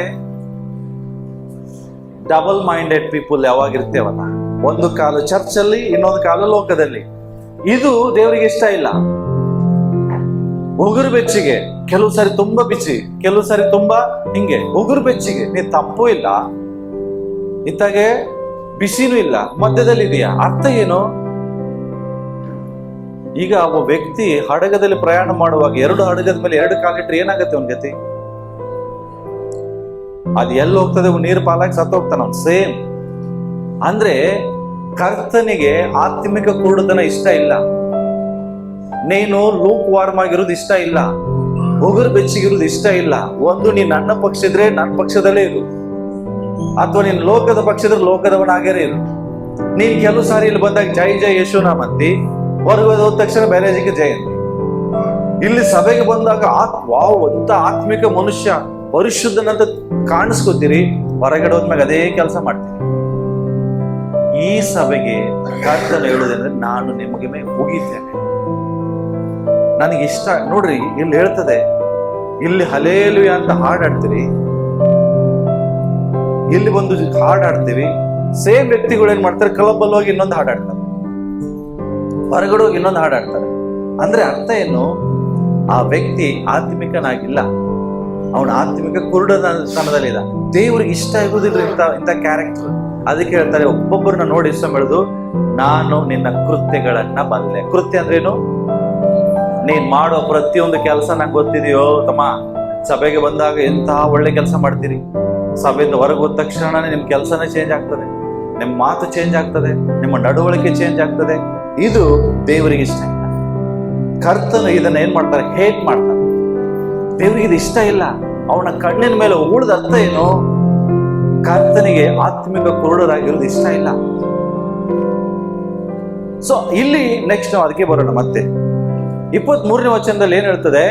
ಆತನು ಅವ್ರನ್ನ ಕರ್ಕೊಂಡು ಹೋದ್ಮೇಲೆ ಯೇಸು ಸ್ವಾಮಿ ಅವನ ಕಣ್ಣುಗಳ ಮೇಲೆ ಉಗುಳಿದು, ಆಮೇಲೆ ಉಗುಳಿದ ಮೇಲೆ ಏನ್ ಮಾಡ್ತಾರೆ? ಅವನ ಮೇಲೆ ಕೈ ಇಡ್ತಾರೆ. ಇದು ಅರ್ಥ ಏನಂದ್ರೆ, ಫಸ್ಟ್ ಉಗುಳಿದ್ರು, ಉಗುಳಿದ ಮೇಲೆ ಉಗುಳಿಸ್ಕೊಂಡಂತ ವ್ಯಕ್ತಿಯ ಪ್ರತಿಕ್ರಿಯೆ ಏನಾಗಿತ್ತು? ಓಡೋದ್ನ ಅಲ್ಲಿಂದ ಅವನು? ಹೇಳ್ರಿ, ಓಡೋದ್ನ? ನಮ್ ಜನ ಹಂಗಿಲ್ಲ. ಉಗಿಸ್ಕೊಂಡಾಗ ಏನ್ ಮಾಡ್ತೀರಿ? ನನಗೆ ಬೈತಾರ ಅವ್ರು. ನಾನ್ಯಾಕೆ ಬರ್ಲಿ ಚರ್ಚಿಗೆ? ಯಾರಿಗೂ ಬೈಯುದಿಲ್ಲ, ಬರೀ ನನಗೆ ಬೈಯುದು. ಒಂದು ಸಾರಿ ಉಗಿದ್ ಬಿಟ್ರೆ ಮುಗೀತು.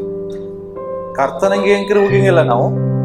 ಅದರಲ್ಲಿ ನಾನ್ ಮಾತ್ರ ವಿಶೇಷವಾಗಿ ಬಹಳ ಸಾಫ್ಟ್ ಆಗಿ ಹೋಗಿದ್ದೇನೆ, ಎಲ್ಲರಿಗೂ ಗೊತ್ತಿರ್ತದೆ ಅಲ್ಲ. ನಾನು ಹಾರ್ಡ್ ಆಗಿ ಹೋಗಿದ್ದಿಲ್ಲ. ಬೇರೆ ಕಡೆ ಹೋಗ್ರಿ ಹೆಂಗ್ ಹಾರ್ಡ್ ಆಗಿ ಹೋಗಿದ್ದಾರೆ ಗೊತ್ತಿದೆ ನಿಮ್ಗೆ? ಇಷ್ಟು ಸಾಫ್ಟ್ ಆಗಿ ಕೆಲವು ಸರಿ ಹೋಗಿದಾಗ ಏನ್ ಮಾಡ್ಬಿಡ್ತಾರೆ? ಓಡೋಗ್ಬಿಡ್ತಾರೆ. 1 ವಾರ ಕಾಂಟ್ಯಾಕ್ಟ್ ಇರುದಿಲ್ಲ, ಫೋನೇ ಬಂದ್. 1 ವಾರ ಫೋನ್ ಮಾಡ್ರು ರಿಸೀವ್ ಮಾಡೋದಿಲ್ಲ. ಯಾಕೆ? ಹೋಗಿದಿರ್ತಾರಲ್ಲ. ಬಟ್ ಆ ವ್ಯಕ್ತಿ ಓಡೋಗ್ಲಿಲ್ರಿ. ಅಂದ್ರೆ ಏನ್ ಗೊತ್ತಾ? ಕೆಲವು ಸಾರಿ ದೇವರು ನನ್ನನ್ನು ಬದಲಾಯಿಸ್ತಾ ಇದ್ದಾರಂತೆ. ದೇವರು ನನ್ನನ್ನು ಬದಲಾಯಿಸೋದಕ್ಕೆ ನಾನು ಬಿಟ್ಟು ಕೊಡ್ಬೇಕು. ನನ್ನ ಕ್ಯಾರೆಕ್ಟರ್ಗಳನ್ನ ಬದಲಾಯಿಸ್ಲಿಕ್ಕೆ ದೇವ್ರಿಗೆ ಇಷ್ಟ ಐತೆ. ನನ್ನ ಕೃತ್ಯಗಳನ್ನ ದೇವ್ರು ಬದಲಾಯಿಸ್ಲಿಕ್ಕೆ ಕೆಲವು ಸಾರಿ ನಮ್ಮನ್ನ ದೇವ್ರು ಗದರಿಸಿ ಉಗುಳು ನಮ್ಮನ್ನ ಬದಲಾಯಿಸ್ಬೇಕಂತ ದೇವರಿಗೆ ಇಷ್ಟ ಆದಾಗ we should allow Christ to change us. ನಮ್ಮನ್ನ ಬದಲಾಯಿಸೋದಕ್ಕಾಗಿ ದೇವರನ್ನ ಬಿಟ್ಟು ಕೊಡ್ಬೇಕು. ಆದ್ರೆ ನಾವು ಅದೇ ಸಮಸ್ಯೆ ಬಿಟ್ಟೇ ಕೊಡುದಿಲ್ಲ. ಯಾಕೆ ಅಷ್ಟು ಗರ್ವ ನನಗೆ ಯಾರು ಬೈಯಂಗಿಲ್ಲ, ನನಗೆ ಯಾರು ಮಾತಾಡೋಂಗಿಲ್ಲ, ಬಟ್ ಮಾಡಿ ತೋರ್ಸಂಗಿಲ್ಲ. ಯಾಕೆ? ನನ್ನಂತ ವ್ಯಕ್ತಿ ಯಾರು ಇಲ್ಲ, ನಾನ್ ಸರಿ, ಇವರೇ ಸರಿ ಇಲ್ಲ. ಎಷ್ಟು ದಿನ ಅಂತ ಹಿಂಗೆ ಜೀವಿಸ್ತೇವೆ? ಎಷ್ಟು ಜನ? ನಿನ್ನನ್ನು ಮುರಿಯುವುದಕ್ಕಾಗಿ ದೇವರಿಗೆ ಬಿಟ್ಟುಕೊಡಿ. Allow yourself to break. ನಿನ್ನನ್ನ ದೇವರ ಮುಂದೆ ಬಿಟ್ಟುಕೊಡು.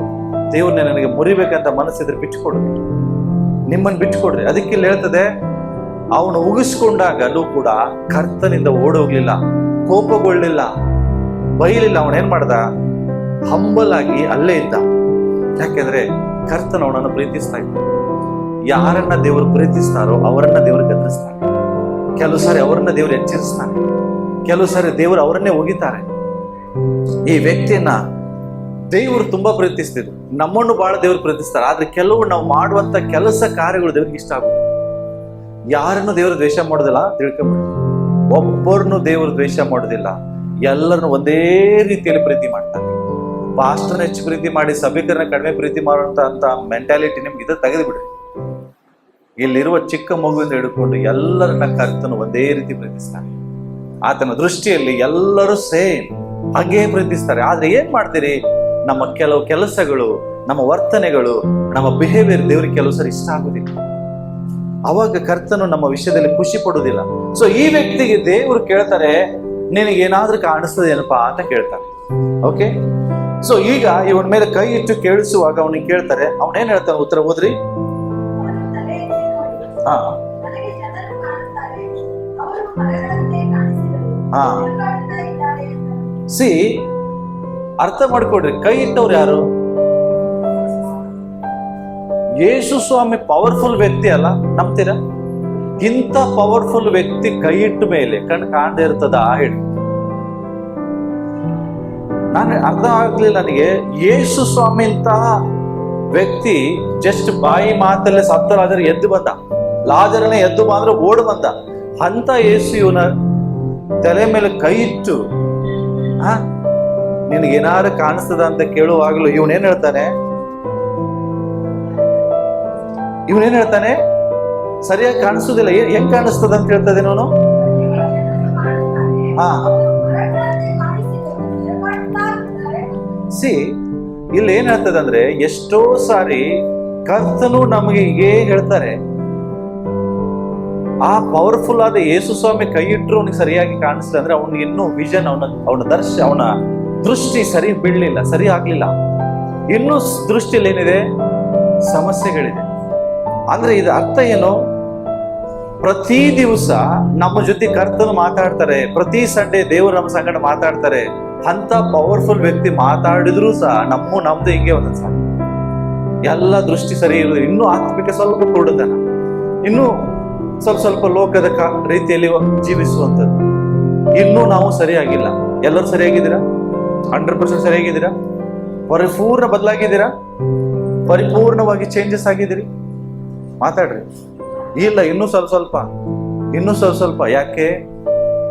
ಕಣ್ಣು ಸರಿ ಓಪನ್ ಆಗಿಲ್ಲ, ಮಂಜು ಕಾಣ್ತಾ ಇದೆ. ಅರ್ಧಂಬರ್ಧ ಓಪನ್ ಆಗಿದೆ. ಅರ್ಧಂಬರ್ಧ ಓಪನ್ ಆದ್ರೂ ದೇವರಿಗೆ ಇಷ್ಟ ಇಲ್ಲ.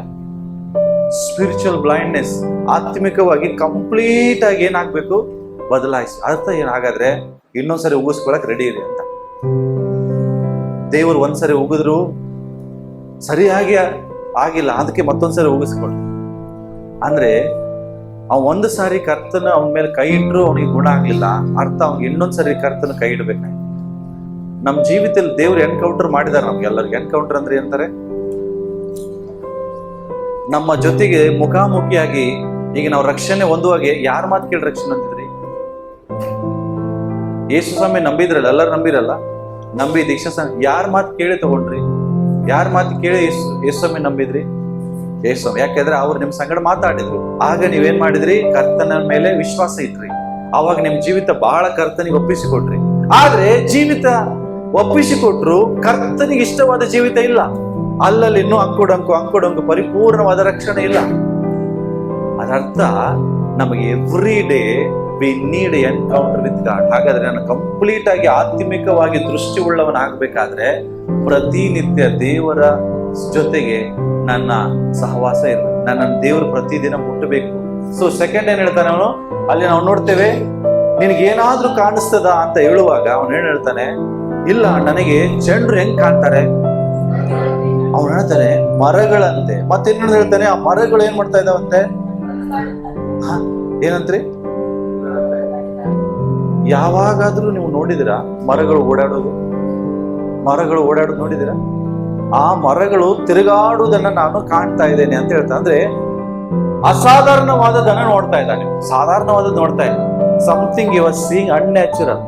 ಯಾಕೆ ಅವನು ಹೇಳ್ತಾ ಇದ್ದಾನೆ, ಮರಗಳಂತೆ ಕಾಣ್ತಾ ಇದ್ದಾರೆ. ಆ ಮರಗಳು ಏನ್ ಮಾಡ್ತಾ ಇದ್ದಾವೆ ಅಂದ್ರೆ, ಅರ್ಧಂಬರ್ಧ ದೃಷ್ಟಿ ಇದ್ದವನಿಗೆ ಏನ್ ಅನ್ಸ್ತದೆ, ಅಸಾಧಾರಣವಾದದ್ದೆಲ್ಲ ಸಾಧಾರಣವಾಗಿ ಕಾಣ್ಲಿಕ್ಕೆ ಸ್ಟಾರ್ಟ್ ಆಗ್ತದೆ. ಇಲ್ಲ ಅವನು ಹೇಳುದೇನು, ಮರಗಳಂತೆ ಅವರು ಕಾಣಿಸ್ತಾ ಇದ್ದಾರೆ. ಅವ್ರು ಏನ್ ಮಾಡ್ತಾ ಇದ್ದಾರಂತೆ, ಅವರು ತಿರುಗಾಡುತ್ತಾ ಇರ್ತಾರೆ. ಅಂದ್ರೆ ಲೋಕ, ನಿಜವಾಗಿ ಹೇಳ್ಬೇಕಾದ್ರೆ ಯಾರು ಆತ್ಮಿಕ ಮನುಷ್ಯನಿದ್ದಾನೆ ಅವನಿಗೆ ಲೋಕ ಬಹಳ ಒಂಥರ ವಿಚಿತ್ರ. ಏನಪ್ಪಾ ಈ ಲೋಕದಲ್ಲಿ ಹಿಂಗಿದೆ. ಮುಂಚೆ ನೋಡ್ರಿ, ಯಾವಾಗಾದ್ರೂ ನೀವು ಕೇಳಿದ್ರ ಹುಡುಗನೇ ಮದುವೆ ಆಗೋದು, ಇವೆಲ್ಲ ಏನಾಗಿತ್ತು ನಮ್ಗೆ, ಒಂಥರ ವಿಚಿತ್ರ, ಅಸಾಧಾರಣ. ಇವೆಲ್ಲ ಕೇಳಲಿಕ್ಕೆ ಆಗದೇ ಇರುವಂತ ಶಬ್ದಗಳು. ಆದ್ರೆ ಈಗ ಏನಾಗಿದೆ, ಅದು ನ್ಯಾಚುರಲ್, ಅರೆ ಕಾಮನ್ ರೀ. ಮುಂಚೆ ಒಂದು ಪಾಪ ಮಾಡುವಾಗ ನೀವು ಯೇಸುಸ್ವಾಮಿ ನಂಬಿದಾಗ ಏನಾಗ್ತಿತ್ತು ನಿಮ್ಗೆ, ಅಯ್ಯೋ ಅಂತ. ಈಗೇನ್ ಅನಿಸ್ತದೆ, ನ್ಯಾಚುರಲ್ ರೀ. ಅಂದ್ರೆ ಅನ್ಯಾಚುರಲ್ ಏನಾಗಿದೆ ಈಗ ನಮ್ಗೆಲ್ಲ ನ್ಯಾಚುರಲ್. ಸುಳ್ಳು ಹೇಳೋದು ನ್ಯಾಚುರಲ್, ಪಾಪ ಮಾಡೋದು ನ್ಯಾಚುರಲ್, ಮೋಸ ಮಾಡೋದು ನ್ಯಾಚುರಲ್. ಸುಳ್ಳು ಹೇಳೋನಿಗೆ ಭಯನೇ ಇಲ್ಲ. ಯಾಕೆ? ಬಟ್ ದೇವ್ರ ದೃಷ್ಟಿಯಿಂದ ಅನ್ಯಾಚುರಲ್, ಅಸಾಧಾರಣ. ಸುಳ್ಳು ಹೇಳೋದಂದ್ರೆ ದೇವ್ರಿಗೆ ಇಷ್ಟ ಇಲ್ಲ. ಬಟ್ ದೇವ್ರ ಜನರಿಗೆ ಏನಾಗಿದೆ, ಅಸಾಧಾರಣವಾದದ್ದು ನ್ಯಾಚುರಲ್ ಆಗಿದೆ ರೀ. ಏನ್ ತೊಂದ್ರೆ ಇಲ್ಲ. ಯಾಕೆ? ಅರ್ಧಂಬರ್ಧ ಕಾಣ್ತಾ ಇದೆ. ಅರ್ಧಂಬರ್ಧ ರಕ್ಷಣೆ ಹೊಂದಿದ್ರೆ ಹಿಂಗೆ ಆಗೋದು ಸಮಸ್ಯೆ. ಅರ್ಧಂಬರ್ಧ ಕಾಣಂದ್ರೆ ಹಿಂಗೆ ಆಗೋದು. ಅಸಾಧಾರಣವಾದದ್ದೆಲ್ಲ ಸಾಧಾರಣ. ಪಾಪಗಳು ಸಹ ನಮಗೆ ನೀತಿ ಕೆಲಸಗಳಕ್ಕಾಗಿ ಕಾಣಕ್ ಸ್ಟಾರ್ಟ್ ಮಾಡ್ತಾರೆ. ಅದೇ ಹೇಳಿದ್ನಲ್ಲ ಹೋದ್ವಾರ ಒಬ್ಬ ವ್ಯಕ್ತಿನ, ಅವನೇನ್ ಮಾಡ್ತಾನೆ, ತಪ್ಪು ಮಾಡಿದ್ರು ಅದನ್ನ ಸಮರ್ಥಿಸ್ಕೊಳ್ತಾರೆ. ಈಗ ಜನ ಪಾಪ ಮಾಡ್ತಾರೆ, ಅದನ್ನ ಸಮರ್ಥನೆ ಮಾಡ್ಕೋತಾರೆ. ರೇ ನಾನ್ ಪಾಪ ಮಾಡ್ತಾ ಇಲ್ಲ. ಲ್ಯಾಪ್ಟಾಪ್ ಸ್ಟೋರಿ ಹೇಳಿದ್, ಏನ್ ಹೇಳಿದೆ, ಒಬ್ಬ ಸೇವಕ ಲ್ಯಾಪ್ಟಾಪ್ ಅಲ್ಲಿ ಅಶ್ಲೀಲ ದೃಶ್ಯಗಳು ನೋಡುವಾಗ ಸಿಕ್ಕಾಕೊಂಡ. ಅವನೇನ್ ಹೇಳ್ತಾನೀಗ,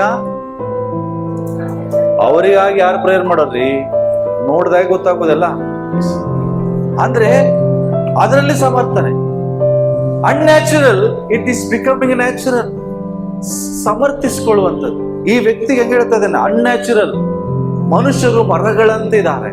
ಅವ್ರ ಹೆಂಗಿರ್ತಾರೆ ಅರ್ಥ, ಅವನಿಗೆ ಇನ್ನೊಂದು ಕರ್ತನ ಹಸ್ತ ಬೇಕಾಗಿತ್ತು. ಅದಕ್ಕೆಲ್ಲ ನೋಡ್ತೀನಿ, ನನಗೆ ಜನರು ಅವ್ರು ಹೆಂಗ್ ಕಾಣ್ತಾ ಇದ್ದಾರೆ ಅಂದ್ರೆ ಮರಗಳಂತೆ ಕಾಣ್ತಾ ಇದ್ದಾರೆ, ಅವ್ರು ತಿರುಗಾಡುತ್ತಾ ಇದ್ದಾರೆ. ಅವಾಗ ಯೇಸುಸ್ವಾಮಿ ಗೊತ್ತಾಯ್ತು, ಈ ವ್ಯಕ್ತಿಗೆ ಏನಾಗಿದೆ, ಅರ್ಧಂಬರ್ಧ ಕಾಣ್ತಾ ಇದೆ. ಈ ವ್ಯಕ್ತಿಗೆ ಏನ್ ಬೇಕೀಗ,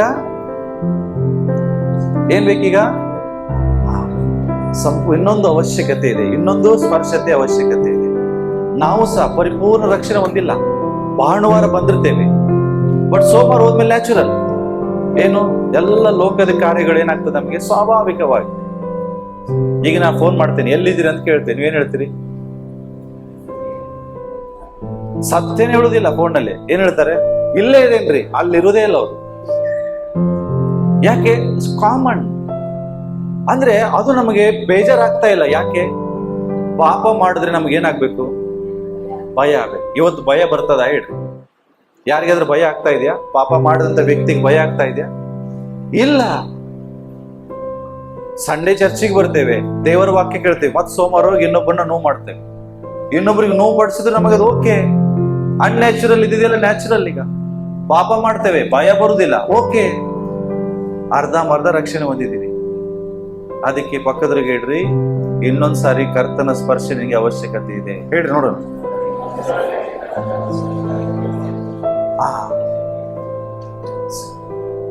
ಕರ್ತನ ಸ್ಪರ್ಶ ಎಲ್ರಿಗೂ ಅವಶ್ಯಕತೆ ಇದೆ. ಯಾವಾಗ ಕರ್ತನು ನಮ್ಮನ್ನ ಮುಟ್ತಾರೋ ಆಗ ಮಾತ್ರ ನಾವೇನಾಗ್ತೇವೆ, ಬದಲಾಗ್ತೇವೆ. ಸೊ ಅಲ್ಲಿ ಏನಾಯ್ತು, ನೆಕ್ಸ್ಟ್ 25ನೇ ವಚನ ಹೇಳ್ರಿ, ಹೋದ್ರಿ. ನೆಕ್ಸ್ಟ್ 25 ಏನಿದೆ, ಆಗ ಆತನು ಆಮೇಲೆ ಏನಾಯ್ತು,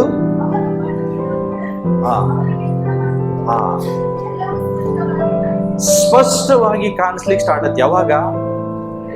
ಎರಡನೇ ಸ್ಪರ್ಶ. ಅಂದ್ರೆ ನಮ್ಮ ಆತ್ಮಿಕ ಕುರುಡುತನ ಕಂಪ್ಲೀಟ್ ಆಗಿ ಮಾಯವಾಗಬೇಕಾದ್ರೆ ನಮ್ಗೆ ಈಗಾಗಲೇ ಕರೆತು ನಮ್ಮನ್ನ ಮುಟ್ಟಿದ್ದಕ್ಕೆ ನಾವು ರಕ್ಷಣೆ ಹೊಂದಿದ್ದೇವೆ.